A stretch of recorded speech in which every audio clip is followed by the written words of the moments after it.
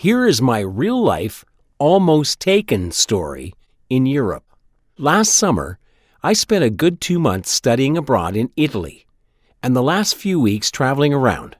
First time out of the States, 21-year-old female, and going into my senior year of university. I spent my last weekend in Barcelona, Spain. Since I was only there for a short amount of time, I had elected not to pay for a phone or phone card or anything like that. It wasn't a problem until now. I had gone out, like all young travelers, to a nightclub called Opium. If you're unfamiliar with Spanish nighttime hours, you start at 2 a.m. and go till maybe 5 to 7 a.m. I left this morning, at 6 a.m. I had traveled alone and stayed in an all-girls dorm in a very nice hostel. I went with a big group of various European nationals and ended up alone at the end. So I left in an officially marked taxicab at the taxi stand outside the club at 6. I got in, and the driver is scrawny, definitely not of Spanish descent, but that was normal. He speaks English, so I give him the name of my hostel and just stare out the window. And what do you know, 10 minutes later, I watch my hostel zoom by. Point this put to the driver, and he just grins at me. I don't know. You do know, you were just speaking English. No English. Sunrise. What? Watch sunrise. At this point, I was dumbfounded. I should have been on my game and jumped out of the cab or something. But I was a tired, alone, drunk and phoneless suburban American girl. The fact that I could be a statistic took a few moments to dawn on me. Instead, I just stupidly ask him where he thinks he is going and try and gesture behind us towards the hostel. After about 10 minutes of me becoming more and more agitated, he grabs my wrist and drags my hand to his crotch. I could feel his hard member through his pants. That was it. I yanked my hand away and started crying, begging him to stop, to let me out, to turn around. Doors were locked, and he was speeding. At this point, too fast for me to jump out without seriously harming myself. I know, hindsight, I should have just jumped. He simply grabbed my hand again and tried to pull it towards his crotch. But when I yanked away crying, still, he reached over and grabbed my breast and tried to move his hand down to my crotch. At this point, we were maybe 20 minutes away from my hostel and about exiting the city. I panicked when I saw the buildings thinning and started shrieking my head off, yelling things like, "Turn this car the fuck around. I'll fucking call the cops on you. What the fuck is this? Bring me back right the fuck now." I really can't tell you what made him do it. I don't know if it was my banshee screams, my tears, me shoving him in his seat. I don't know. All I can say is that I think he is a disgusting coward, and something about that situation made him finally turn that cab around. Still hysterical, still dumb for not bolting the fuck out of that car, he pulls up outside my hostel and looks at me and says, €30, as if nothing happened. I wish I could tell you I told him to go fuck himself. But again, I was so off my rocker at that point, I numbly, shaking, reached into my bag and threw the crumpled bills at him and got the fuck back into my hostel. Some French girls I bonded with asked me what the hell I was doing, and I told them what happened. Apparently something similar had happened to another girl a few weeks ago. She was assaulted. I wish I had gone to the police, but my memories were so fuzzy of exactly what cab company it was and what he looked like, and I was flying back to the States a few days later that I just didn't go out in Europe again and stayed in large groups. So, creepy cab driver in Barcelona, let's not meet again. I live in a city with a public transportation system. They have been extremely short-staffed, and more often than not, you have to call to make sure your bus is even coming. On weekdays, during business hours, the public transit operator will order a lift for you to get to work if your bus isn't showing up or if they are short a driver. Tuesday, I'm at the bus stop after checking multiple times if my bus is coming, only to find out that it wasn't. They ordered me a lift, and this nice, older gentleman was my driver. We had casual conversation, and he started to ask personal questions. I'm a bartender, and I'm super friendly already, so I didn't think his questions were ill-intentioned. Told him I'm not married, and that I'm pretty much a loner. I basically go to work and go home and spend time with family.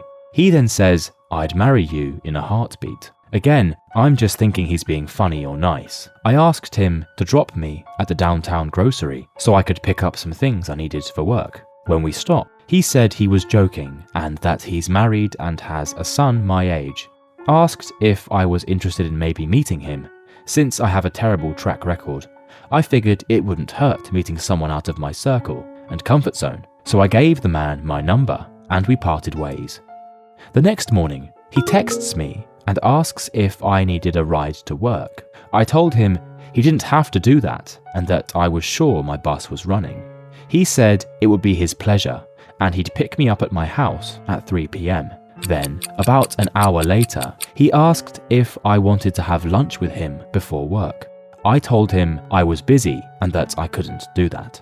He said okay, see you at 3. He shows up at 3 and lets me know he's outside. While I'm finishing getting my things together, I opened the door and he's starting to walk up my stairs to my house. I told him I was ready and we could head downtown.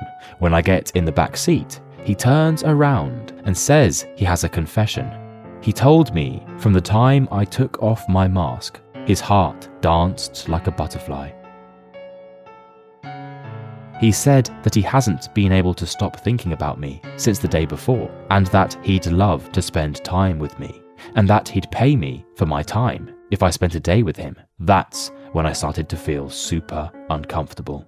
The whole ride was making me cringe, but I know when you're in a situation like that with a predator, playing nice is safer than freaking out. He continued on the entire ride about how he loved me at first sight and wanted to make me his Lebanese queen. As we got closer to downtown, I started to feel relief.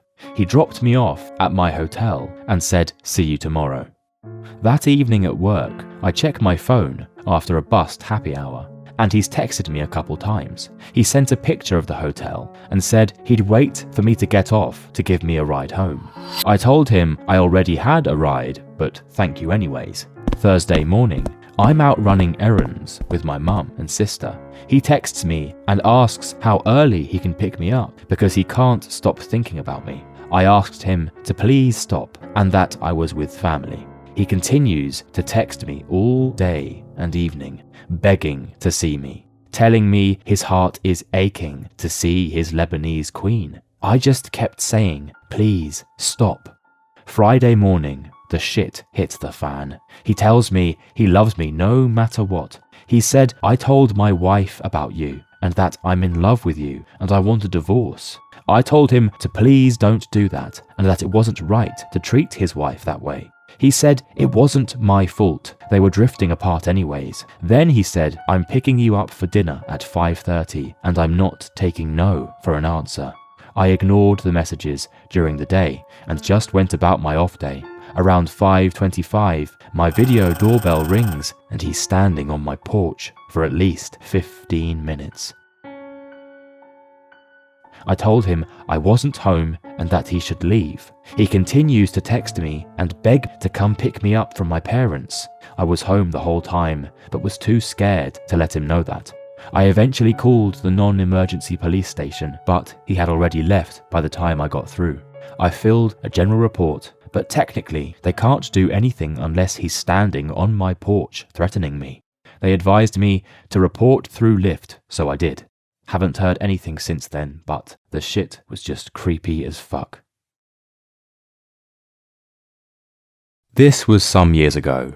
I was 16, I'm in my early 20s now, and I live in Egypt. Our manner of transportation here also includes a microbus, you can Google it, and a minivan, mini microbus, which is about 3 seats in front, 3 in the back, and the driver's seat.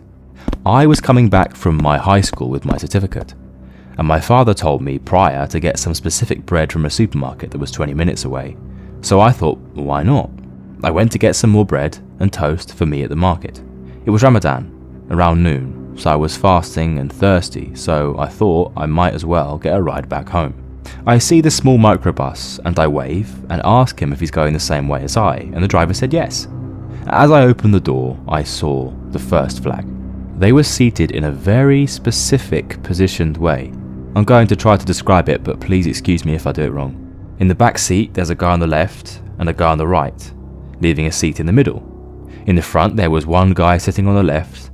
That leaves the middle back seat, and middle and right front seat, which is liftable so you can get access to the back seat. The second red flag is that if I remember correctly, they were trying to avoid looking at me, but not in a nonchalant way, almost on purpose. The third red flag is when I said Assalamu alaikum, which is a common greeting here that people reply to with Wa alaikum al-salam, they all did, and in sync. My gut feeling at this point was telling me to run the hell away from there, but I thought I was just being a coward. It's noon, and I was a kid, and I didn't want to be judged or inconvenience the driver, so I took a deep breath and jumped in the back, in the middle seat, between the two strangers. The car took off, and I started to get out some money, and I asked the driver, how much does he want? And then I saw him go beyond where he was supposed to go. In the middle of me telling him he's going the wrong way, I was interrupted by the front seat getting dropped by the dude in the front, and him sitting on it backwards to look at me. Guy on my right drew his gun and cocked it while the one on the left had his pocket knife on my hip. I simply panicked and started to say weird things, the usual in these situations like please don't harm me and such, and I more or less was just getting everything out of my pocket. I had a bad Nokia phone with a barely working screen, £13 which isn't much but can get you a day's breakfast and a lot of bread. The guy in the front nodded at me as I gave him the phone, and I asked him if I can have back the SIM card, which he did give me back, and he gave the phone to the driver who laughed at me saying something like, lucky son of a bee. This is where things take a turn for the funny. Not at the time obviously, I had a gun and a knife at my hips. When the guy on the left saw how little money I had, he gave it back to me, and when I asked the front guy if I can have the bread, I have no idea why I asked him, since my father would kill me if I returned home without it. When they made sure I had nothing else, they opened the door for me, and the guy with the gun on my right told me to wait for the F up. Asked where's my wallet. I don't carry a wallet, but I forgot that I don't, so I looked for it in my back pocket and didn't find it obviously, so I told him the other guy took it. And he basically picked a fight with him, yelling something akin to, did you snatch the wallet for yourself, you FB? And when I got out, finally, the guy with the gun said, if you looked at our car, I will shoot you. Obviously scared as hell, I didn't. I walked the rest of the way home, shocked and scared to hell but numb at the same time. When I got home, I cried and shouted my lungs out and blamed my father for no obvious reason, I was just scared. And he basically got dressed and told me to come to the police department with him. I was too afraid to go outside of my house, so I refused, and he went alone to report it. Later, he convinced me to go with him to look at possible suspects' pictures. I did not remember their faces, so I have no idea if their pictures were there or not. I was so afraid for years after that to get near any public transport, let alone deal with strangers alone, but I eventually got over my fears with the help of my friends, and I can go home around 2-3 AM alone. I also learned to never choose another person's feelings over my gut feelings. I'd rather be wrong and be a selfish a-hole than be in a compromised position, because all I kept thinking of, what if I was a girl? What if they were not just robbers, but more? So, to the robbers who scared teen me, if we meet again, I hope it will be on favourable terms.